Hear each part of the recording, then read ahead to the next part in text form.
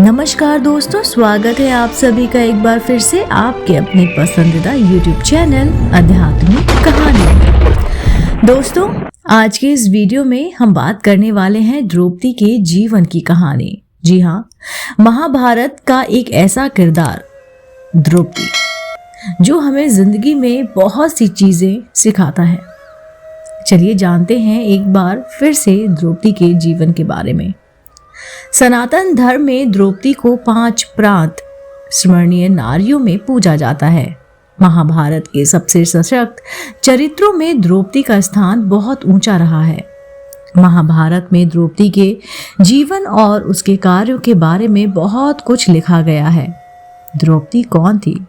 द्रौपदी का जीवन इतना संघर्ष में क्यों रहा और द्रौपदी के जीवन से हम क्या सीख सकते हैं?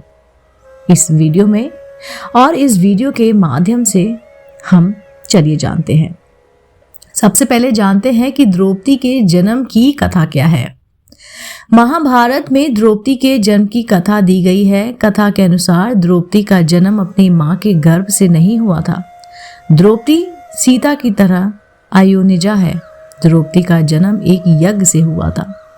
महाभारत के आदि पर्व में द्रौपदी के जन्म की कथा दी गई है। कथा के अनुसार द्रौपदी के पिता द्रुपद ने अपने शत्रु द्रोण के वध के लिए एक संतान की प्राप्ति की इच्छा से एक यज्ञ का आयोजन किया था। इस यज्ञ में एक पुरुष का जन्म हुआ जिसे द्रोण के वध करने का वरदान प्राप्त था। उस पुरुष का नाम घृतद्युम्न था। इस यज्ञ से एक बालिका भी प्रकट हुई जिसे ज्ञानसेनी कहा गया। द्रुपद ने इस बालिका का अपनी पुत्री की तरह लालन पालन किया और उसे द्रौपदी नाम दिया गया। घृतद्युम्न की तरह ही द्रौपदी का एक और भाई था जिसका नाम शिखंडी था। द्रौपदी का स्वयंवर। चलिए जानते हैं, जब द्रौपदी विवाह योग्य हुई तो पांचाल नरेश द्रुपद ने उसके विवाह के लिए एक स्वयंवर का आयोजन किया।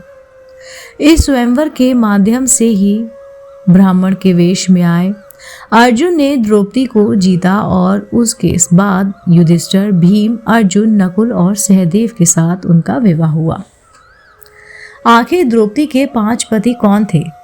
द्रौपदी के 5 पतियों का नाम युधिष्ठिर, भीम, अर्जुन, नकुल और सहदेव थे। इन्हें ही पांडव भी कहा जाता है। महाभारत के आदि पर्व के अनुसार द्रौपदी के 5 पति पूर्व जन्म में अलग अलग काल में इंद्र पद को सुशोभित करने वाले इंद्र थे। इन 5 इंद्रों के नाम थे विश्वभुक, भूतधामा, शिवी, शांति और तेजस्वी। द्रौपदी पूर्व जन्म में स्वर्ग की लक्ष्मी या शची या इंद्राणी थी।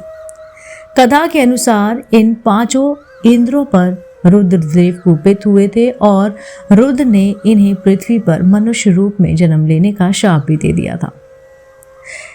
यही 5 इंद्र पृथ्वी पर युधिष्ठिर, भीम, अर्जुन, नकुल और सहदेव के रूप में जन्मे। विश्वभुव के धर्मराज के माध्यम से कुंती के गर्भ में जन्म लिया, इसलिए वो धर्मराज या धर्मपुत्र भी कहलाए गए। भूतधामा ने वायुदेव के माध्यम से कुंती के गर्भ से जन्म लिया और वो संसार में भीमसेन के रूप में भी प्रसिद्ध हुए। भीम को वायुपुत्र भी कहा जाता है। अर्जुन के रूप में स्वयं शिवी नामक इंद्र ने ही जन्म लिया था, जबकि अश्विनी कुमारों को माध्यम बनाकर माद्री के गर्भ से शांति और तेजस्वी नामक इंद्रों ने नकुल और सहदेव के रूप में जन्म लिया था। द्रौपदी के अलावा बहुपति विवाह का उदाहरण क्या है? द्रौपदी के बारे में कहा जाता है कि उन्होंने 5 पुरुषों से विवाह किया था। लोगों का कहना है कि द्रौपदी से पहले किसी ने 1 से ज्यादा पुरुषों से विवाह नहीं किया था, लेकिन यह सत्य नहीं है।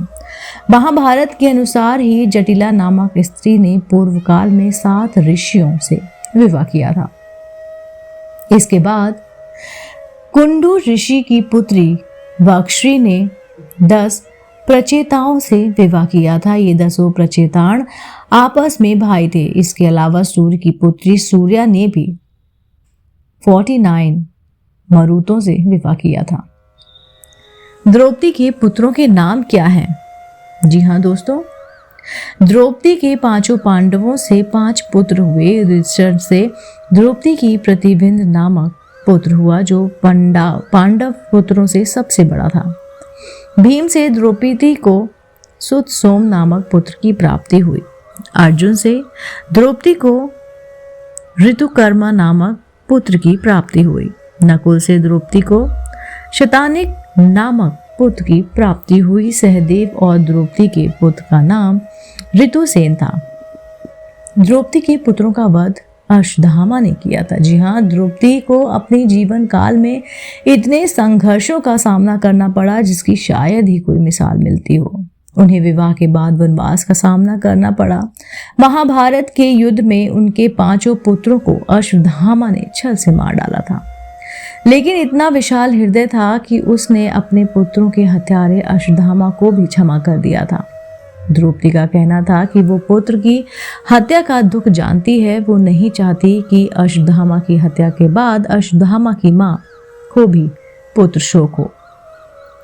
कृष्ण की प्रिय थी द्रौपदी। जी हाँ दोस्तों, द्रौपदी का एक अन्य नाम कृष्णा भी है। वो भगवान श्री कृष्ण की सबसे प्रिय सखी भी थी, इसलिए उन्हें कृष्णा के नाम से पुकारा जाता है। श्री कृष्ण के इतने निकट थी कि वो अपने सारे दुख और सुख श्री कृष्ण को ही बताती थी। श्री कृष्ण की तरह ही द्रौपदी की त्वचा का रंग भी श्याम और कृष्ण वर्ण था। अंधे का पुत्र अंधा, ये एक कहानी है जो महाभारत में बहुत ही ज्यादा प्रचलित है। एक कथा के अनुसार ये कहा जाता है कि द्रौपदी ने दुर्योधन का मजाक उड़ाते हुए उसे अंधे का पुत्र अंधा कहा था और इसलिए दुर्योधन ने द्रौपदी का चीरहरण किया। मूल महाभारत में ऐसी कोई कथा नहीं है। इतनी विचारवान नारी थी कि वो ऐसी शुद्ध बातें कहते हुए महाभारत में कहीं भी नहीं दिखाई दी गई हैं। द्रौपदी ने दुशासन के रक्त से बाल धोए। प्रचलित कथाओं के अनुसार द्रौपदी ने चीरहरण के वक्त ये प्रतिज्ञा की थी कि वो तब तक अपने बालों की चोटी नहीं बनाएगी जब तक वो दुशासन के रक्त से अपने बालों को नहीं धोएगी। मूल महाभारत में ऐसी किसी प्रतिज्ञा का कोई भी उल्लेख नहीं मिलता है। बाद के काल के संस्कृत नाटक वेड़ी सहाराम से ऐसी कथा के प्रचलित होने की बात पता चलती है। द्रौपदी का सभा में किया गया था प्रश्न।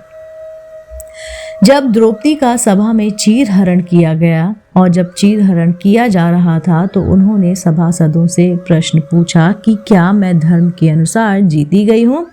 इस प्रश्न का जवाब ना तो भीष्म दे सके, ना विदुर, ना युधिष्ठिर और ना ही धृतराष्ट्र। दरअसल महाभारत की कथा का उद्देश्य ही धर्म की परिभाषा को तय करना है। पूरे महाभारत में युधिष्ठिर धर्म की अपनी व्याख्या देते हैं। भीम की धर्म की परिभाषा अलग है। श्री कृष्ण के अनुसार धर्म की परिभाषा अलग है। भीष्म धर्म की परिभाषा महाभारत के शांति पर्व में देते हैं। महाभारत के रचयिता व्यास धर्म को अपनी दृष्टि से परिभाषित करते हैं। द्रौपदी की मृत्यु कैसे हुई? द्रौपदी की मृत्यु के बारे में महाभारत के महाप्रस्थानिक पर्व से जानकारी मिलती है। जब युधिष्ठिर अपने भाइयों और द्रौपदी के साथ स्वर्गारोहण करने के लिए जा रहे थे, रास्ते में सबसे पहले द्रौपदी की मृत्यु हो जाती है। जब भीम द्रौपदी की मृत्यु की वजह पूछते हैं तो युधिष्ठिर बताते हैं कि द्रौपदी अर्जुन के प्रति पक्षपाती थी, इसलिए उसकी मृत्यु सबसे पहले हुई।